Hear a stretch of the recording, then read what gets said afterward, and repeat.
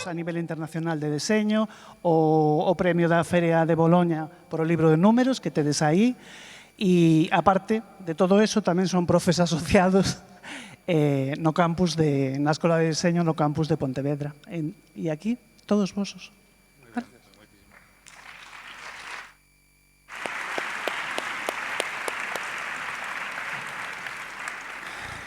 Bueno, pois boas tardes, noites xa no horario de inverno. Estamos felicísimos de estar aquí. Moitísimas grazas polo convite, primeiro pola encomenda para deseñar o cartel, despois polo convite para falar para todas e todos vos, para falar para os docentes de Galicia, por responsables das bibliotecas, somos fans, sabemos do voso traballo, sabemos da importancia do voso traballo, temos peques. Moitísimas gracias á Consellería, moitísimas grazas ás asesoras, que o trato foi maravilloso, a comunicación foi maravillosa. E nada, aquí estamos, imos vos contar un pouquiño de nós, unha microbiografía, porque estamos seguras de que non sabedes moitas, se cadra 2, 7, quenes somos. E porque temos un nome un pouco raro, entonces, que menos que explicar un pouco quenes somos, porque quenes son estes dous de desescribir e fabulatorio, que son como nomes, en vez de chamarnos Cibrán e sus asociados, temos un nome un pouco máis raro. Bueno, pois tamén é unha ledicia porque estamos nun sitio especial para nós. A Pazo de Congresos e Exposicións de Galicia está feito por Alberto Noguerol e Pilar Díez, que foron profes nosos, ademais dos grandísimos arquitectos. Hai uns edificios estupendísimos ciscados por Galicia, entre eles a Escola de Santa Comba. E o decimos porque fomos estudantes de arquitectura, rematamos incluso, ali tivemos a sorte... Por capricho, non por... Sí, somos inocentes, non construímos nada, pero rematamos. E tivemos a sorte de atoparnos ali. Éramos máis, fomos quedando sós, o nome de desescribir o deseño máis nós, pero éramos como unha dúcia de compis e, bueno, ali comezamos a batalla contra o mal feito, que estamos aí intentando tirar as farolas da Coruña, non sei se as coñecedes. Non contra o feo, porque a beleza é estructural para nós, non é superficial, entón sí contra o mal feito, non? E como comezamos a diseñar? Pois comezamos de maneira inxenua, como moitas cousas das que facemos, porque tiñamos un destes compis, tiña unha asociación cultural en Santa Cruz de Ribadulla e organizaba un concurso de música tradicional e non tiña que lle fixese o deseño, non tiñan cartos, tampouco tiñan que lle fixeses a identidade, entón falou con nós e nos animamos. E aí empezamos a enganchar co deseño, ata que eu creo que será o 4º ano, non? Que fixemos estos, máis ou menos. Que consideramos como que foi o primeiro traballo profesional que facíamos, non? Non nos pagaban con cartos, non deberían, porque non éramos profesionais. Nos pagaban con churrasco. Con churrasco, había un intercambio. Entón, bueno, vos poñemos esta foto para nós é importantísima e por 2 razóns. A primeira, porque normalmente cando nos chaman así de pois congresos de deseño polo resto do Estado, a excusa é como o deseño na periferia, non? Sempre anda a cuestión da centralidade da periferia por ali. Que non é algo co que nos atopemos en absoluto cómodos, non?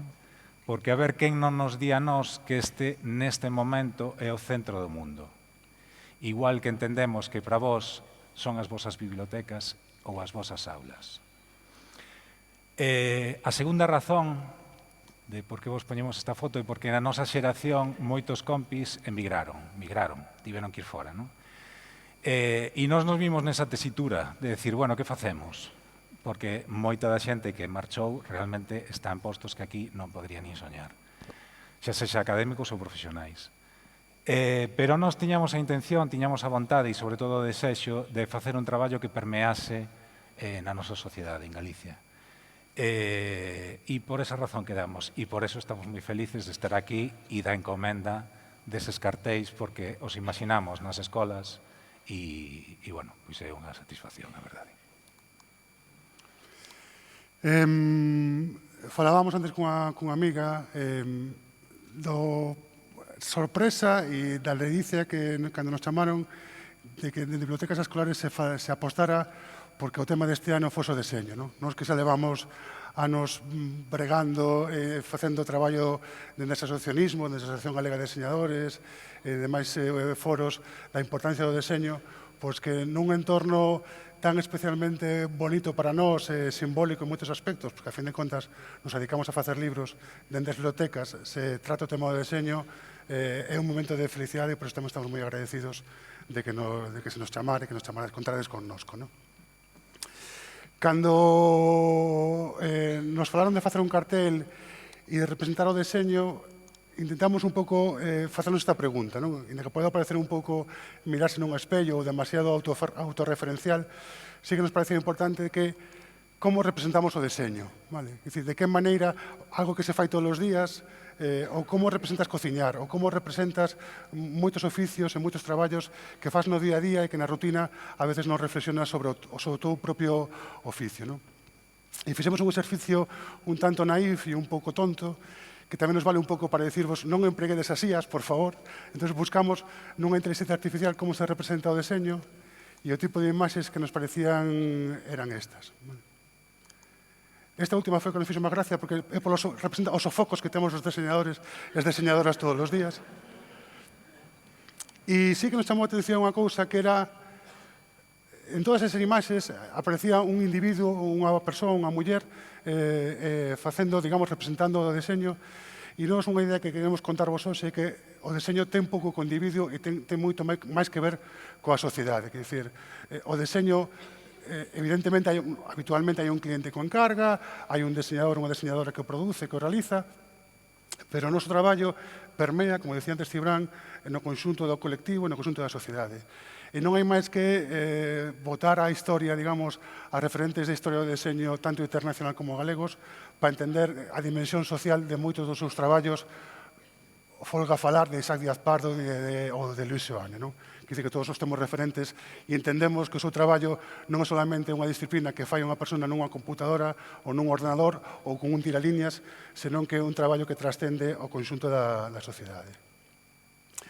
O deseño, nos insistimos moito nesta idea e sempre que podemos e temos un foro para comentarlo, dicimos, permea entre dous conceptos. O primeiro é cultura, porque da maneira o deseño emprega unha linguaxe, crea unha linguaxe, evoluciona unha linguaxe como a linguaxe que falamos entre todas e todos nós, tamén unha linguaxe é comunicación, só que en vez de con palabras é comunicación visual. Pero é unha linguaxe en sí mesma tamén. A cultura, como moitos máis aspectos, é memoria, que dicir, traballamos, construímos sempre sobre que se construiu antes que nós, que dicir, vamos dando chanzos sobre unha cultura común, sobre un coñecemento común, e o deseño, evidentemente, é identidade. Hai unha palabra moi fea que é identidade corporativa, que se emprega, digamos, no aspecto máis comercial do deseño, pero como no cartel que amosaba antes Cibrán, o sea, nesa carpa comendo pulpo a feira e comendo churrasco e celebrando un certamen de música tradicional, evidentemente é unha das moitas identidades ás que o deseño fai referencia. Dicíamos, deseño de cultura e deseño de industria, porque de maneira inevitable intervén en moitos procesos económicos no día a día que traballamos en sociedade. E esta doble disciplina de ser cultura e industria a veces fai que o deseño estea como un pouco, bueno, non quero ser dramático, non desamparado, pero sí que me orbita entre dous mundos e a veces costa enfocalo dunha maneira máis concreta. En terra de ninguén. Efectivamente. E hai algo que nos gustaría contarvos, non específico de deseño, pero que sí que creo que o define moi ben e vale para iniciar ou pensar ou facer actividades de deseño coa cativada, cos nenos e coas nenas, que no fondo é o interese oculto que temos con todas vos, que trabedes con deseño nos vosos centros. O deseño ten a capacidade de pensar globalmente, sempre dicimos o mesmo, para producir solucións concretas, vale? No aspecto máis profesional, eso de pensar globalmente, que significa? Significa ter en conta o contexto no que estás traballando, que dicir, non pode ser o mesmo producir deseño en Galicia, en Bergondo, en Gondomar, onde vivíamos en dúas aldeas cando empezamos a traballar xuntos, Cibrán en Bergondo ou en Gondomar, que producir deseño en Sydney. Non podemos producir o mesmo tipo de cousas. O deseño tamén é economía, que dicir, temos que ter en conta canto custa que producimos, que repercusión ambiental ten o que producimos, con que materiales producimos. Aí ven o material, é dicir, non podemos producir deseño, O deseño ten unha parte de idea, de concepto, de abstracto, pero ao final o deseño ten que levarse á práctica e ten que ter unha materialización. Entón, hai unha... E cando estamos pensando sobre o deseño, temos que empezar a integrar todo este tipo de condicionantes ao mesmo tempo. O deseño ten que ver coa produción, é dicir, xa falaremos despois destes máis en concreto, cando falemos de algún exemplo que temos feito nós, a importancia de onde produces as cousas. Quer dicir, ten sentido que produzamos en China ou en Lituania un libro cando temos sectores de artes gráficas a 50 kilómetros ou a 5 metros de onde temos o estudio? Pois hai que fazer esa reflexión. Entón, eso hai que terlo en conta tamén cando pensamos en termos de deseño. O deseño hai un encargo, quer dicir, queramos ou non, temos a responsabilidade, digamos, social, se se quere, de resolver unha necesidade concreta que nos pide normalmente un cliente que tenga as súas necesidades e, evidentemente, hai que darlles resolución da mellor maneira posible. O deseño e historia. E o deseño tamén é cada un das persoas, das mulleres e homes que realizan deseño, porque a súa entrehistoria, o seu estado vital, o seu estado emocional, evidentemente tamén influyen no deseño que estamos producindo. Contamos todo isto porque todo este conxunto de cousas, cando estás deseñando, tens que telos en conta, pensar globalmente, para ao final producir un resultado específico, se será un libro, se será un logotipo, se será un cartaz ou calquera se esa encomenda, non? E iso que pode parecer complexo, dificultoso, difícil de afrontar, realmente é o máis máxico que ten o deseño. Vale? Dicir, esa capacidade de producir resultados tendo moitos aspectos en conta. Dicir, non somos un proceso de produción lineal onde se pulsamos o botón A sae o resultado B, senón que hai que entrelazar e mezclar moitos coñecementos e moitas sensibilidades nun resultado final. Non? E o bo deseño para nós non é que estéticamente é máis bonito, senón que é capaz de producir eso, non? De integrar moitas circunstancias para producir un resultado concreto. Entón, como representar o deseño? Volvendo á pregunta detrás. Vale? Nós creíamos que, máis que producir unha ilustración que represente o deseño, que era o exemplo que vos enseñábamos antes das IAS, creemos que o deseño se caracteriza por crear sistemas. Vale? É dicir, que a capacidade de crear diferentes elementos que responden a unha mesma lógica creativa. Vale? Dicir, non solamente producimos un resultado concreto, senón que temos a capacidade de producir unha lógica, unha estructura que soporta diferentes resultados e diferentes solucións. O deseño, basicamente, e isto é moi evidente, perdonade a evidencia, pero consiste en desenvolver ideas e conceptos, evidentemente. E o deseño tamén é algo de experimentar, de xogo. Vale? Experimentar, decimos, nos foros de diseño, pero en realidad o que nos gusta é xogar. Vale? Conservar esta capacidade da sorpresa, do non esperado, que non esperas, e o deseño tamén ten algo deso, e estaría ben que como diseñadores e diseñadores non deixáramos este aspecto de lado. Non? Entón, a hora de afrontar o cartel, dixemos, bueno, que elemento é común entre o deseño e o mundo da biblioteca e o mundo do libro, e evidentemente, de maneira moi natural, caímos no aspecto da tipografía como un elemento que podía establecer un nexo e un vencello moi forte, non? Entre unha cousa e a outra. Pensamos tamén na idea da retícula, na idea da pauta, que ainda que pode parecer contrario, a idea está un pouco da creatividade libre.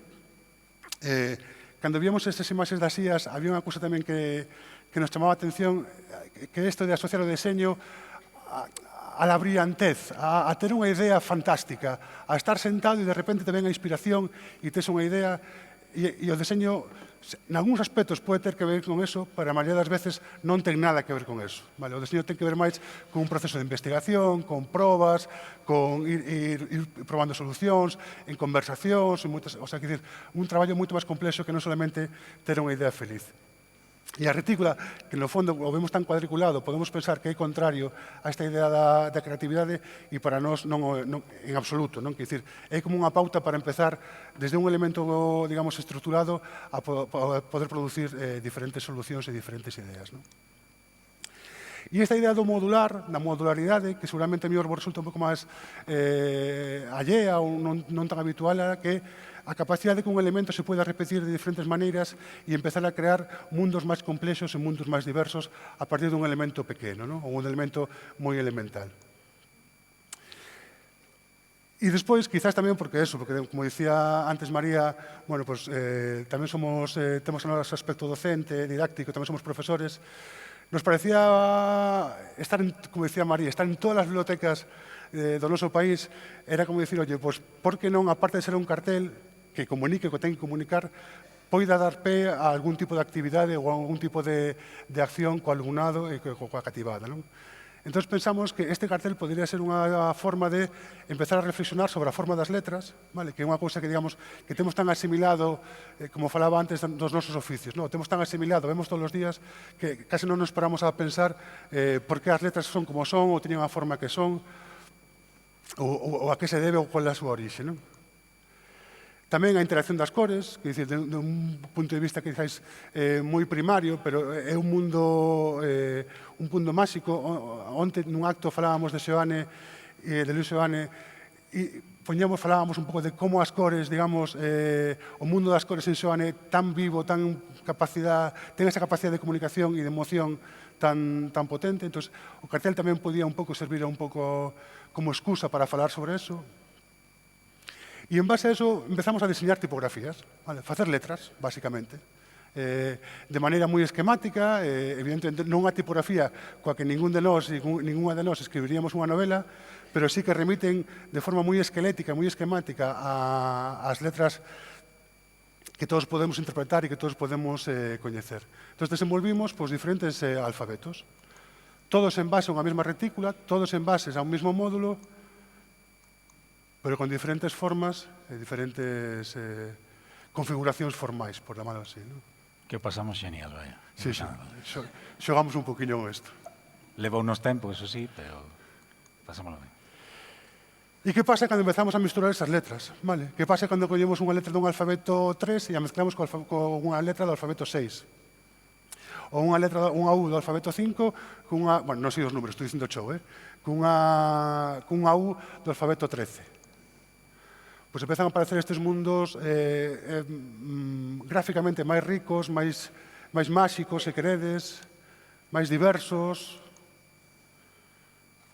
que de alguma maneira para nós, a nos diredes se así ou non, representaba esta capacidade, digamos, de experimentar, de xogar, de crear solucións moi diversas, non? E isto, ao final, ten un pouco esta configuración final, que xa tedes visto e que vimos nos e nos damos unha alegría. Agardamos que vos gustara, eso sí. Que son diferentes... E esta idea da modalidade, a que nos levou? A facer diferentes cartéis. Vale? Porque, ao final, unha vez que temos definido un módulo, que temos plantado unha semente, esa semente pode medrar e crear diferentes tipos de resultados. Non? É dicir, son os mesmos alfabetos, simplemente mesturados de diferentes maneiras. Fantaseábamos con isto de que os alumnados de unha escola tiveran un cartel que o alumnado de outra escola e que pudieran ver un pouco, intuir que en isto consistía a creatividade e que en isto consistía un pouco o deseño. Non?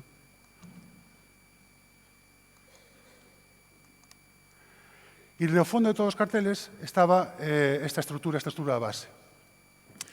Que, bueno, de feito, creo que está a descargar no propio blog das bibliotecas escolares, coa idea de que vos animárades, na medida das vosas capacidades, das posibilidades e tempos, a desenvolver actividades e que a cativada fixera os seus propios cartéis. É dicir, hai un cartel oficial, pero que tamén estamos debecendo velos, porque realmente son cousas maravillosas.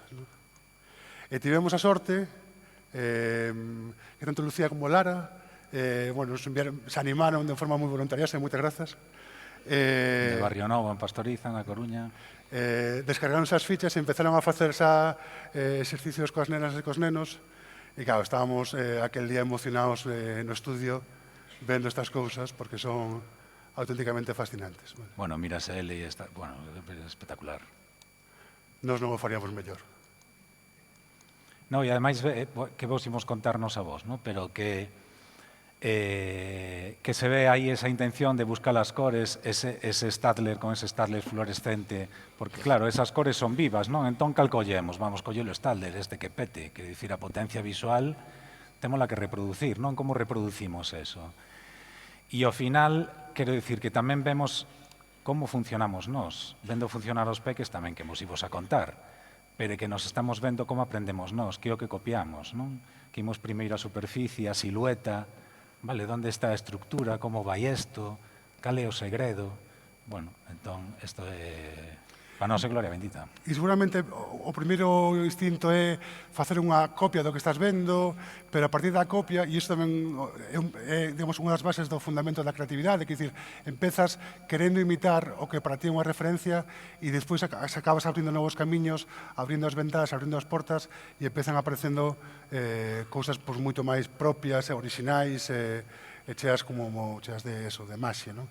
Isto con rotuladores, con gómez, cosendo, pintando, cos dedos, coas mans. Dizer, simplemente o feito de dicir, che, tes un papel e tes un puntiños e a partir de aquí discurre como te queiras. E a nena e o neno que pintou ese R e ao lado ou pintou un N e pintou unha U e dixo, pois a U é como a N ao revés. Bueno, todo ese tipo de xogos de reflexionar sobre a forma das letras creemos que nos parece moi rico e que introduce de alguma maneira esta idea un pouco da creatividade aplicada, vale? Que é outra forma que temos de definir o deseño. Que é dicir, non pensamos en solamente desenvolver capacidades creativas ou visuais de por sí, senón que as pensamos aplicadas a unha idea. Non? Entón, se facedes isto, mandadenos fotos, por favor. Sí, por favor.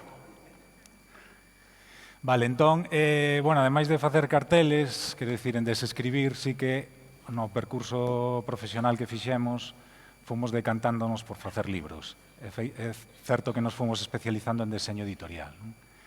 E é certo que dentro dese deseño editorial que facíamos, que nos facían encargos, sempre faltaba, ou normalmente faltaba, a figura do editor ou da editora.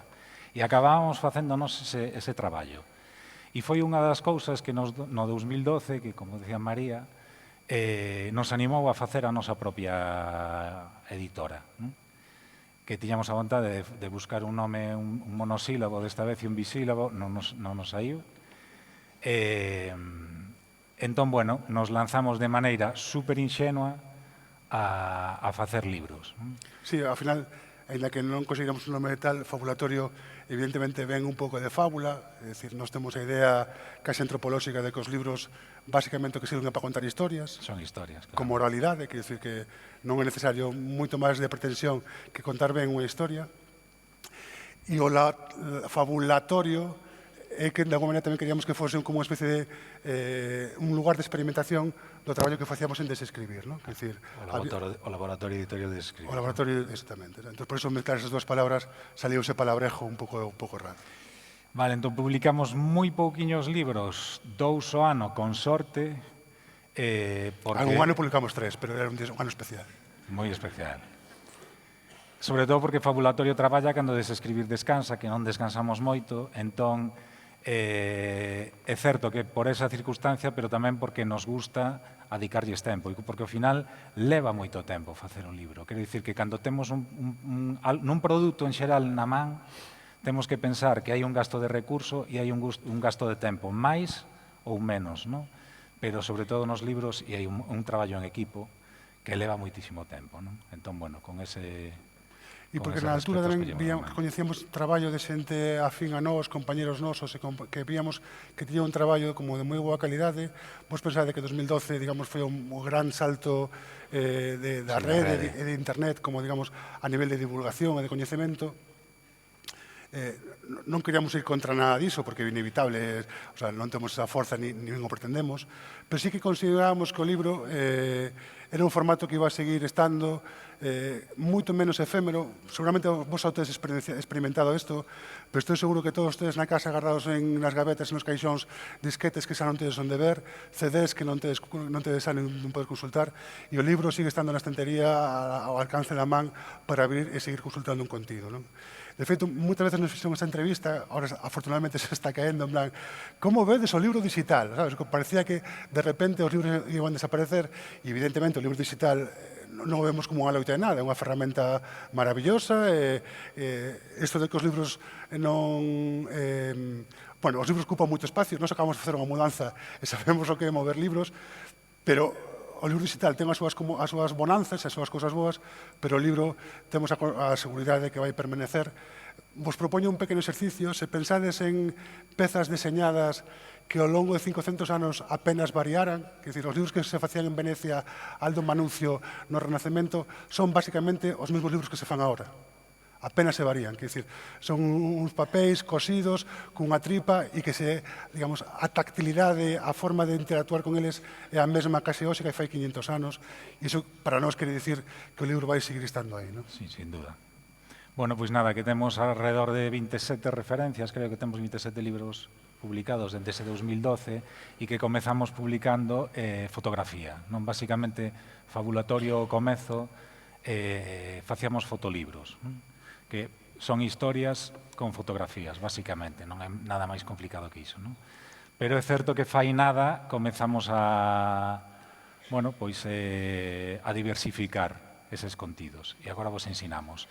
Pero 3 puntillos nada máis que creemos que nos definen ou que nos explican ou polo menos que nos tiñamos na cabeza cando fixemos este proxecto de fabulatorio. E o máis claro é traballar a relación entre contido e forma, non? Quero dicir, e que quere dicir isto de contido e forma? Pois que para nós a forma era tan importante como contido e como podíamos utilizar esa forma para axudar a contar o que quería contar o libro, non? Todos os elementos que estaban na nosa man como diseñadores editoriais, formatos, materiais, papeles, cosidos, tipos de impresión, quer dicir, como eso se podía utilizar para contar mellor a historia que íbamos contar, non? Sí, porque a veces estamos afeitos e só vemos unha maneira de libro. Nós que somos profesores de diseño editorial, as 2 primeiras semanas estamos presentando ás alumnas e aos alumnos libros diferentes do que estamos acostumados a ver. É dicir, porque hai como unha inercia do libro que inevitablemente tamén o é un produto industrial,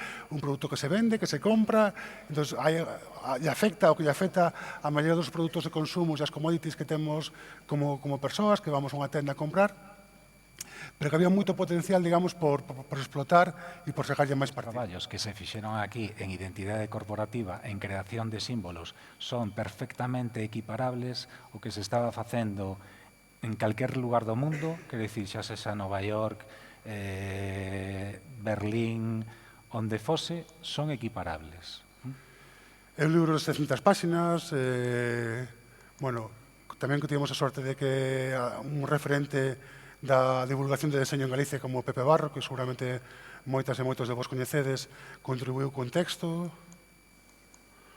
Bueno, vos pasamos imaxes moi rápido, sí. Non vos queremos aturullar, pero un pouco para que vos fagades un pouco unha idea. E nos quedan 20 minutos, sabes? De todo que... Entonces, cada marca, cada logotipo ia acompañado dun texto que se escribiu especificamente, como é lóxico, falando un pouco da orixe desa marca e por que é relevante desde o punto de vista histórico e cultural. Como podes imaginar, pasan todas as conserveiras, a primeira industrialización.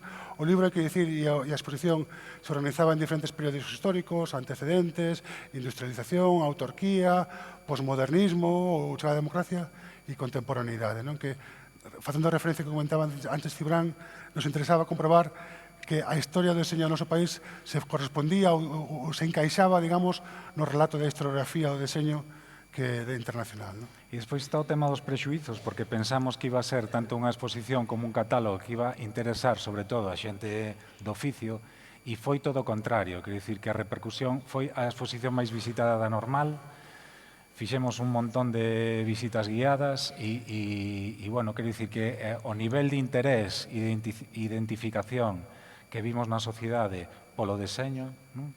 Pois realmente foi sorprendente. Isto que contaba antes Cibrán de non mostrar solamente o registro gráfico, senón mostrar, digamos, a casos como a Cruz de Galicia, que todos moi asimilados, que aparte son, cando empezas a estudiar sobre o deseño, por eso dicíamos ao principio que o deseño é cultura, como hai determinados símbolos que se resignifican segundo vai avanzando a historia. Quer dizer, a Cruz de Santiago, que todos relacionamos co imaginario galego e co imaginario da emigración, é dicir, para toda a emigración galega, sobre todo en América Latina, a Cruz de Santiago era como símbolo principal de identidade galega, pois tamén foi o símbolo das cruzadas, por exemplo, non? E como hai determinados símbolos que se van resignificando ao longo da historia, non? Bueno, estos nos queríamos antes. Mondariz, que esta ilustración que vedes abaixo, que apareceu no primeiro número de Nós, é unha ilustración de Castelao facendo publicidade de Mondariz, non? Por eso dicimos que entendemos todo de maneira máis holística, non? Que non é que temos, ou por lo menos é a nosa ambición e o noso ancello, entender a realidade que nos rodea dunha maneira máis global e non solamente sectorial ou por aspectos ou compartimentos pechados. Non? As conserveiras de Masó, que son, bueno, auténticamente fascinantes. Dalle que non chegamos a Segan, Jesús. Veña. Bueno, hai que decir que o libro está traducido en inglés, e como se decía que eso que traduce está funcionando, funcionou moi ben a nivel internacional tamén. Logo, hai uns meses, editamos, coincidindo celebrando o Día das Letras Galegas con música tradicional, editamos este pequeno cancioneiro, que se chama No canto por cantar, coa idea un pouco da foliada, do canto no bar, de que reunirse para pasalo ben. Entón, ten as coplas nun traballo de recollida de Manuel Rico de Anto Santamarina, moi especial e moi singular. Entón, aquí o vedes moi grande, aí ainda máis grande todavía, pero en realidad estamos falando de un libriño pequeno que podes levar no peto e que podes sacar en calquera momento para botar unhas coplas. Bueno, isto afondando no que vos decíamos do que nos interesa o popular, non? E nos parece tan importante como académico como culto. É dicir, non sabemos ni siquiera se debería ou se podería separar, non?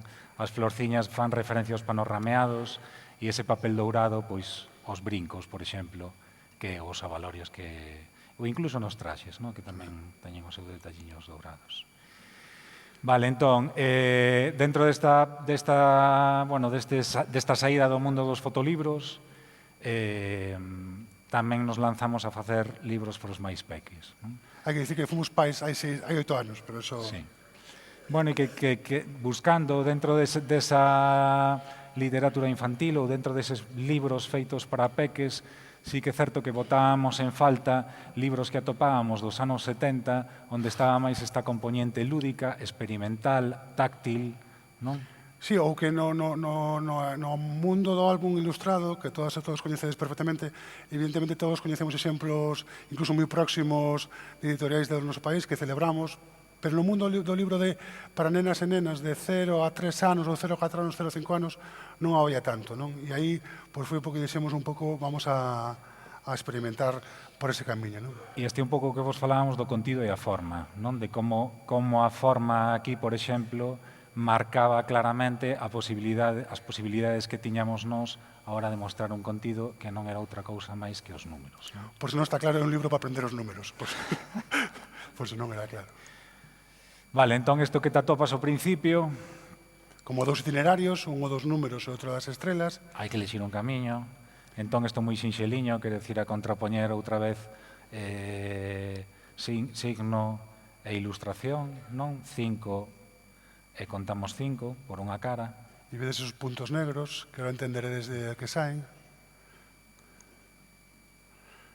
O único puntiño que non ten color, vou intentar señalar, este que ves aquí arriba, que é Plutón, que o pobre o desahuciaron, pero... E máis eu creo que aquí nesta sala somos todos boomers, o sea que entendemos perfectamente. No noso corazón seguía sendo un planeta. Sí. Aí non nos actualizamos. Vale, entón, polo outro itinerario, quer dicir, non somos uns namorados do coñecemento. Somos xente que nos mola a ilustración, quer dicir, disfrutamos de saber cousas, disfrutamos do proceso... A ilustración, dices... No do álbum ilustrado, sino de ilustración de los señores... A outra tamén, de los que hacían enciclopedias. Pois eso, do proceso de aprender, disfrutamos moitísimo. E da aplicación dese coñecemento. Entón, dixemos, pois, que bonito de saber os números, pois que contamos estrelas, non? Que despois podemos contar estrelas. Si non cantas estrelas hai? Pois imos contar aquí, nesta constelación, que eran as 6 patiñas da abella, cantas estrelas atopamos. O libro un leporelo, entonces eses puntillos negros en realidad son buratiños que fixemos un pouco para que coincidira coas xemas dos dedos das crianzas.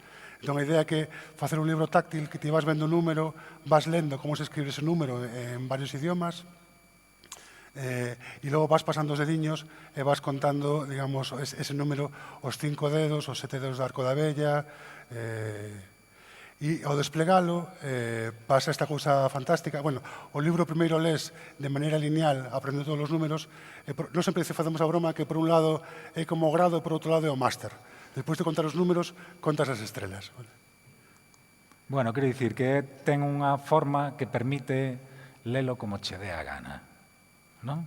Non hai unha maneira de lelo. E é un xogo tamén, que dizer, É un xogo, é un claro. libro, pero tamén un sitio para experimentar, para facerte a túa casiña, para facer o teu recuncho, como para encontrar o teu espacio de refuxio, de seguridade, que de alguma maneira, non sei se vos o vedes así, pero para nós as bibliotecas tamén son lugares como pequenos refuxios, non?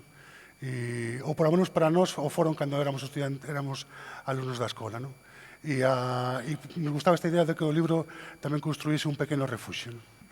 E que despois somos super básicos, sapiens sapiens, que dicir que vimos un buratiño e que imos aí, quero dicir, e se agora non imos é que porque reprimimos eso, pero e ademais que pasa despois que o abrimos e pasa a luz, entón a través do Arco da Vella pois xa está pasando a luz, non? Podemos construir un abeiro.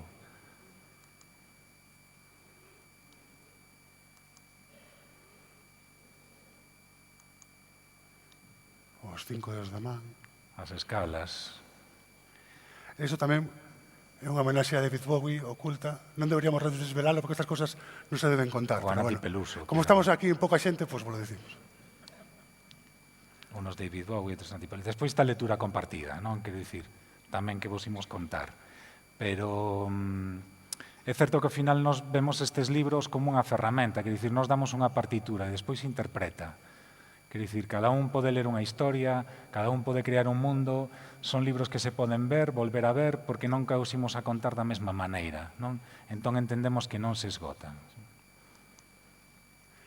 E onte, precisamente, presentamos... Bueno, hai que decir, pequeno momento vanidoso, pero disculpadenos decirlo que de maneira así un pouco moi naif enviamos o libro Certame de Boloña, que sabedes que onde se celebramos bueno, que a Feira de Libro Infantil quizás máis importante do mundo, e teñemos un certame de libros de diferentes categorías e enviamos este libro un pouco, xa vos digo, de maneira un pouco veña, a ver se sona a flauta, e foi un dos libros premiados o ano pasado, o cal nos causou sorpresa e ao mesmo tempo moita alegría. Ainda non o creemos. O sea que... É así. E onte, xusto onte, presentamos este libro na Fundación Luis Seoane. Con Piu Martínez. Con Piu Martínez. Que creo que xa escoitastes aquí en varias ocasións.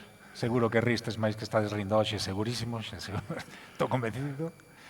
E foi ela que nos propuxo un día, pois, por que non vi o libro de números, e xa, bueno, xa profesábamos, sobre todo nós, a ela admiración moi grande, e nos que dixo por que non facíamos un libro co gallo de dar a coñecer a obra de Seoane non tanto desde un punto de vista pictórico, é dicir, que Seoane sempre está como unha especie de no altar do mundo da arte no noso país, con razón, pero había unha faceta que tiña que ver co seu traballo máis de diseñador que quizáis non era tan coñecida e que tanto Piu como nós desde hai moito tempo pensamos que sí que vale a pena poñer en valor. Entón nos propuxo por que non facíamos un abecedario nunha tradición de libros para nenas e nenos tamén moi lustrosa, moi lucida e moi luminosa, de exemplos maravillosos. Onte Piu, bueno, pues, dio unha charla maravillosa contando exemplos que se ensartan nesta tradición de abecedarios para crianzas. E foi unha sorte tamén porque tivemos a oportunidade de entrar no arquivo da Fundación Seoane e darnos de bruces co seu arquivo, co seu traballo infinito e perdóname que repita, superluminoso, vale? Porque é como un mundo de luz, como un país que todos soñamos que fose desa maneira, non? No, e despois está isto que vos contábamos tamén das categorías, quer dicir que as pezas que seleccionamos con Piu, de Seoane, é o que dicía Suso, son pezas que casi mellor non se coñecen porque non se lles dá valor, quer dicir, porque mellor un señor, unha señora académica vai polo cadro glande, polo que se supón que é arte con mayúsculas, e ao final atopamos nada liñas, ou a invitación para a inauguración da pía das tres que hai, tanto en Cervo, en No Castro ou en Noigui, que non é menor, non é un arte menor, non por ser un dibuxiño a línea, é un arte menor, non porque o faga un peque, ten menos valor, non? Quero dicir, ao final hai unha moi delgada línea e xa vos decir, non nos sentimos cómodos nesas categorías, non? Entón, é un libro para peques, para crianzas, digamos que coa obra pequena grande, de Seoane. É un libro que básicamente pues, é como un canon deste tipo de libros. Sí que os subvertimos un pouco, normalmente o habitual nun diccionario é que na páxina par, perdón, aquí este a letra e a palabra e aquí este a ilustración, e a non nos parecía que se ven hai exemplos que son moi bons desa maneira de afrontar un libro, un abecedario, nos parecía que se o que pretendíamos era outra vez reflexionar sobre a forma das letras, sabedes que somos un pouco obsesivos con ese tema, e dar unha lectura o máis clara posible pensando nas nenas e nos nenos, que nos primeiro viramos a letra e ao pasar viramos a palabra e a ilustración. Escollimos tamén esta encuadernación que igual vos chama a atención en espiral porque permite, digamos, unha apertura a 180 grados, outra vez incidindo na idea da lectura compartida que para nós é clave, de nais e pais coas nenas e cos nenos. E nos gustaba tamén presentar a palabra da maneira máis clara posible. Facíamos onte a broma, que a broma non, que creemos nesto, vamos, que decir que a palabra Atlántico evidentemente se relaciona coa ilustración, pero só esta páxina con todo o fondo azul e a palabra Atlántico tamén é un mar en sí mesmo. Entón, que decir que o que dicía antes Cibran das dobles lecturas, de que non ler unha lectura lineal ou unívoca, senón permitir diferentes lecturas e diferentes interpretacións, todas cargadas de simbolismo, de significado e demais. Ou non pechando os significados, que dicir, eu apunto televisión como se vira televisión. Queres cambiar de canal, pero non... Creo que nunca vistes unha balea tan maravillosa como esta, non? Quer dizer que... Bueno, que os nosos peques nos discutían que isto era unha balea. Dicían, é un peixe, como unha balea. Non é mesmo un cetazo que un peixe. Bueno, eso. Día, menudo sol, ou mico, niño. Esta é unha nadaliña, ou pénsase que é unha nadaliña, non? Que era para felicitar a compis, unha felicitación de Luis e de Maruxa, e claro, bueno. Isto que aquí estivo a pico de tumbarnos o proxecto, porque claro, xa borrides porque xa sabedes que hai dúas palabras en galego, nada máis que comezan por ñ, que ñus e ñañañá. Entón, milagrosamente, atopamos con estes ñus, con estes ñus. Cando facíamos o chiste que Xoane, sabes, descubrimos no arquivo de Xoane que vía los documentales que grabados. fixo unha viaxe a Tanzania e non, son vacas. Pero poden pasar por ñus perfectamente. Non hai vacas rosas. E nada máis, nos quedan... Moitas gracias.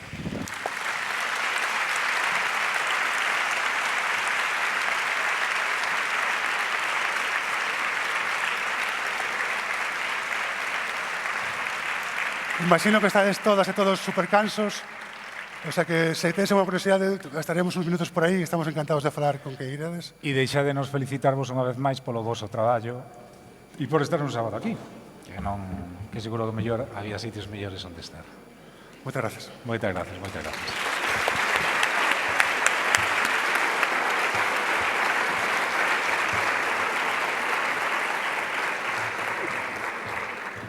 Bueno, eu creo, se me escoita, sí. Eu creo que as gracias já temos que darnos porque a esas persoas como eles dous que fan unha aposta tan arriscada, pero que dignifican o que é a adicción para a nosa infancia en Galicia e que era algo como moi necesario, non? Entonces, bueno, como nós, como dixeron eles, nós tampouco somos un proceso de produción lineal, as bibliotecas escolares, igual que o proceso do diseño. E por eso estivemos aquí todo o día, falando de deseño, falando de lectura, vendo maravillosas experiencias, pasando das palabras ás ideas, viaxando polos libros e a lectura e vendo como eles nos axudan a ir máis alá dos textos. Aprendendo tamén a viaxar en contextos cambiantes, en tempos de emerxencia lingüística, abordando os grandes dilemas aos que nos enfrontamos. Me gustaría acabar con parte do texto de Emilio Lledó que eu tamén recomendo moito a lectura dese libro que nos leu Monse, dicindo que as palabras son la sustancia de la que de inteligencia se nutre. Fagamos eso nós, creo que levamos hoxe moitas palabras na cabeza que van a facer medrar a nosa inteligencia Grazas a todas e todas por compartir este día, que teñades unha boa viaxe e un feliz descanso. Grazas.